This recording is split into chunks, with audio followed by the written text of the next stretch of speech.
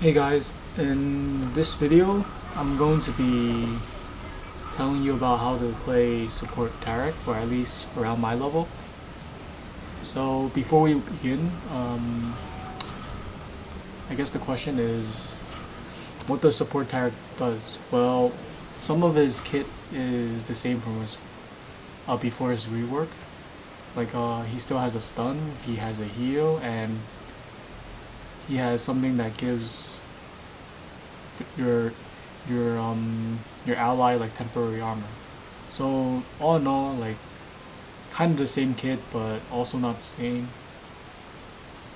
So what what Taric excels at is like he's a really good counter against AD comp because his stats literally scale off like building armor. So if you build stacks and stacks of armor on him with some magic resist, because I would assume that they do have some magic damage, you're going to be extremely durable and literally almost unkillable. So in this case, I start out with the Talisman of Ascension because Taric, if you didn't know that, he burns a lot of mana. Like, if you see certain games, they built their they built the Relic Shield, which is alright, but then if you're constantly find yourself spamming mana, which you will soon, for me, you understand that he's not very mana efficient.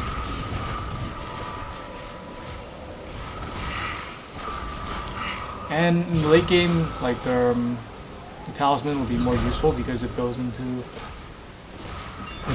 a speed up, which is really good for escaping and getting into team fights. So in the beginning, you usually want to start out with a stun because you want to disengage since you're pretty weak early on. And after that, like you level up your heal, and that would give you the sustain to stay in their lane for longer than you want. But don't use the heal. Don't use the heal immediately because the heal has 3 charges. If you use it the moment it gets off cooldown, there's only going to be 1 charge on it, and that means the healing will be not very strong. So you usually want to wait till it's 2 charges, 3 if you can help it, because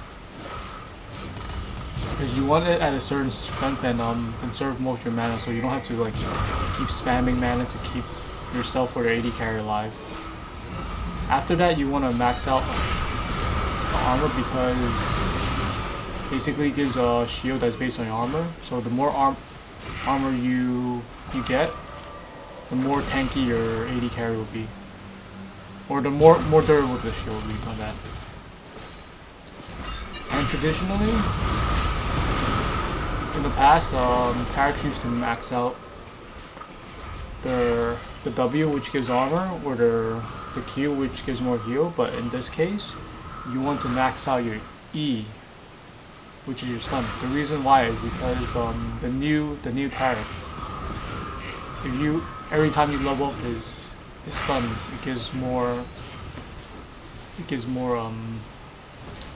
more duration for the stun, which is good. So once you get all your kit or most of it, other note, the combo is basically to E into them because you want to stun them first, and then because of this passive, you could where it gives 2 empower auto attacks, you just auto them, put up your shield, and then auto them a couple of times again, and then heal. Basically, you have somewhat of a mini kit of an Iceborne Gauntlet, in which you get empower auto attacks every time you cast a spell. And it's a good thing because like that means you could be damage relevant even if you build tanky. In some way, I guess Riot did not really fix it because, well, nobody really plays Taric, and also they don't know how to deal with Taric in the first place. See how this lane is Oregon Bully? I mean, they're playing Scion, but basically we're out sustaining them. We're just like stunning them and stuff like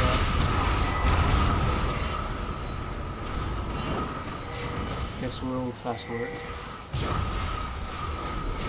So when taking turrets and nobody's around, just spam your spells, auto attack twice because it gives you 2 power auto attacks.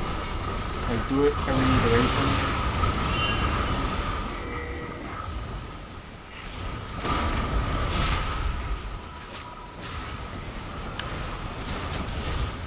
So let's see that build. So basically I completed the Nomad's Medallion, got a Sightstone, and got Cloth Armor. Like another reason why I suggest like maybe trying out the Ancient Coin build is because when you get the Talisman, you have to build some sort of armor item to do it, and that like kind of that synergizes with Taric's kit. That is a good thing.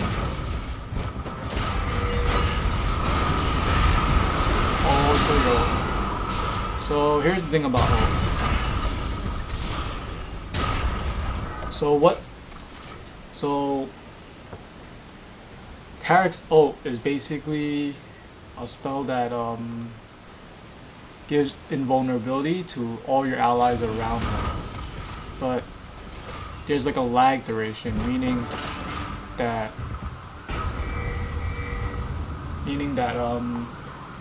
you have to wait a certain amount of time before it activates, and that time is 2.5 seconds. Afterwards, you get, I believe, a 2.5 second or 3 second invulnerability. Because of that, you have to time it in a sense where you don't ult too early, in which case, if nobody jump on you yet, they'll immediately back off, and you don't want to ult too late, because if you ult too late, like they'll just blow you up within the 2.5 seconds and your ult was pretty much wasted. So you want to bait it out where they jump you, but they didn't do that much damage on you. I guess in some way this is pretty hard to do because, well, how to describe it? Like when your team is ahead, you understand, you could see how much damage you do, and you could control your burst. But when your team is behind, sometimes you have to just like throw it down, even though like it might not work, because keeping the ult is essentially to keep your team alive, even if you have to blow it.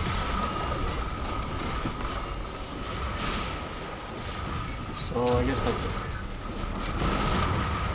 But that was like a really good example in which like we had the Scion turn on us, and then we just baited him at the right moment.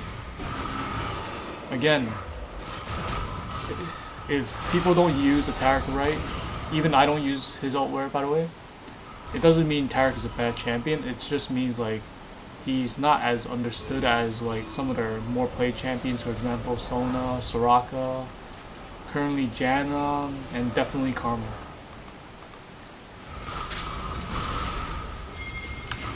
So I already got my Talisman Ascension, and I got a No Mantle Cape. Even though like my kit scales off armor, you want to build some form of magic resist in order to counteract the magic damage. But most of your itemization would either be armor and some health, basically. You always want to build within like what works for your kit, but you also want to like adapt to the situation, which is why like you have to be smart about what you build.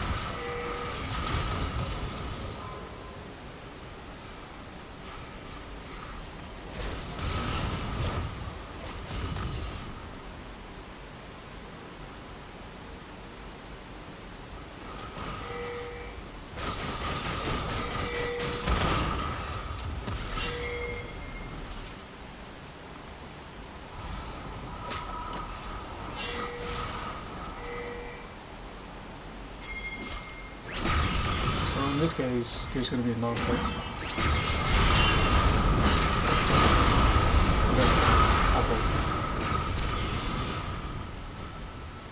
So in this case, Kali's bot, meaning at most the enemy should know that it's going to be a 4v5. Jin is already coming though, and there's 3 durable front lines. We know that we should expect 5 people, so we had to pick our threat correctly. So we catch to Lee Sin. Even though whether this is a bad call or not, we call them, so that means we have to turn on them. This is the signal. We land the stun, but here's the thing.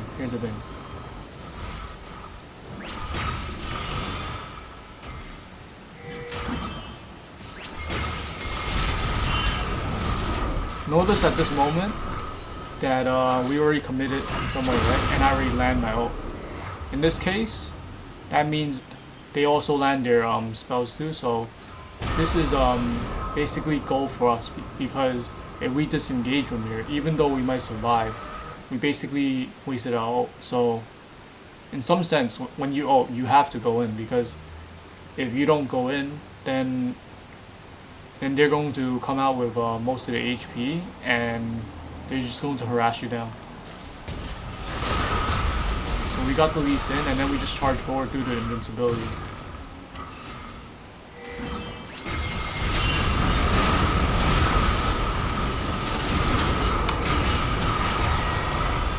So the reason why that was a good fight was, even though like we took some damage before the invincibility took place, the moment their spells couldn't really finish us off. So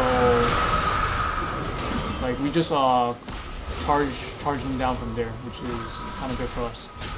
Like if they don't finish us down, by the time our invincibility frame like comes up, like the team fight is already ours. So for the other side, it's suggested that they have to know when to back off and when to engage.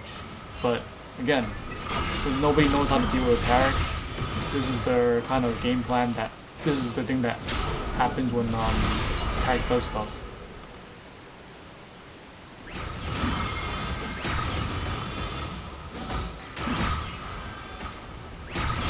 At this point, even though the kills are about even, like we already have the momentum.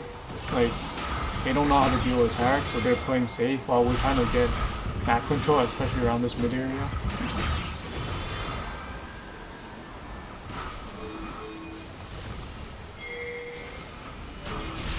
Okay, here's the thing. So in this case, we catch out the Oriana. Kali of course died, but this fight is not really good for them because, how to put it, like they're pretty split up. We're kind of split up too, but then we're split up in a way we're closing in on them. And if I recall, Malzahar burned his ulti. So at this point, we're just picking people off one by one. Again, throw down my invisibility frame, so Malzahar sustained damage, and the AD Zion's like passive is not going to kill us. And this is pretty much a cleanup from here.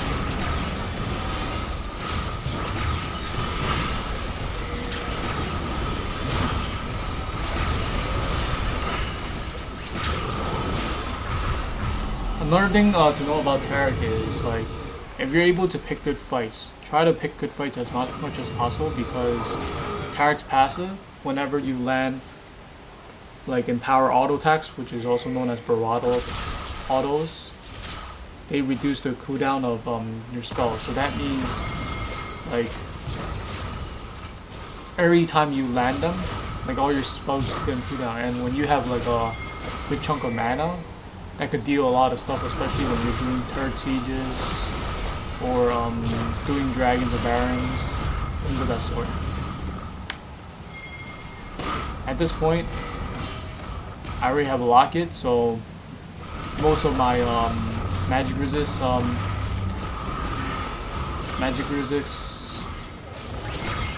like this stuff is complete, and now I'm just free to build more armor. The Merc Treads, well, I buy it because it's good against heavy CC. Like, you should get it in most champions, depending on the team comp.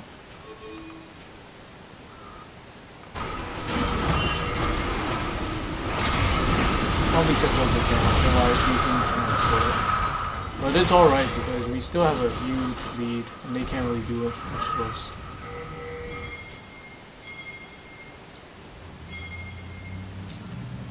Catch out Kakali as a 4-man, so rotate.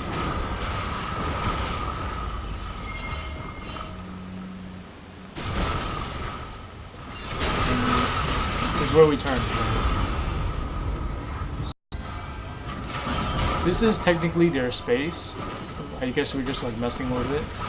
And I use the talisman because I know like we have to get out of there. This is their space. But once they come around here, this is not their area anymore since both their outer turrets are gone. So we have a lot of map control. So this is where we turn on their GP. Notice that I hold on to my ult for a duration because I want to get into the fight. Usually when people are bunched up close enough, that's when a fight is picked out immediately. That's when you want to ult. But when we were chasing down GP, which was here,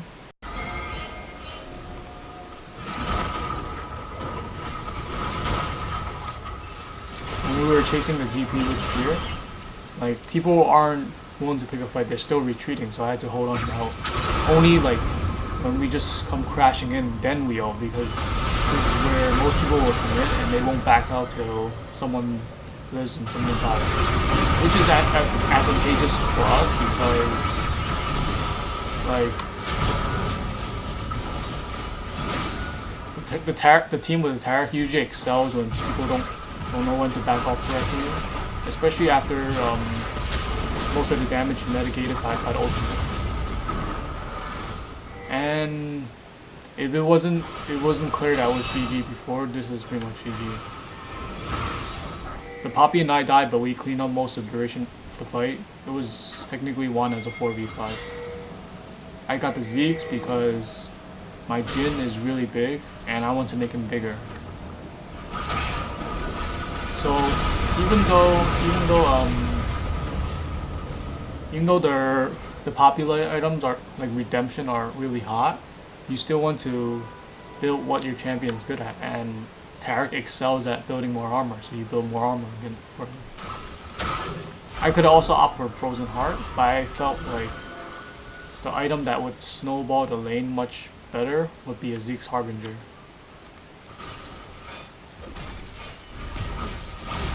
So Orianna ultimates, this is where I get the signal like they're going to try to all end me. The GP is having like second thoughts. He's probably gonna toss me. Do you notice how durable I am? Like, yes, in some way, the Volibear took most of their abuse, but the fact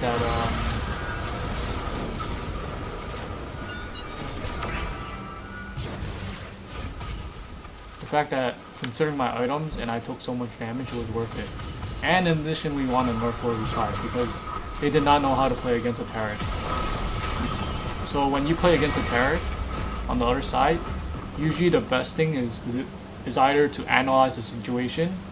If you commit, you have to commit all the way, because once you cannot burst them down, you are dead, or you back off.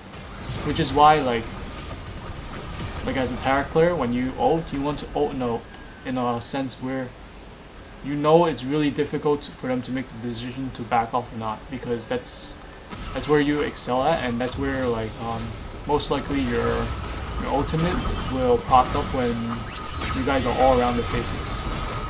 Anyways, thanks for watching this video. I hope to make another video soon.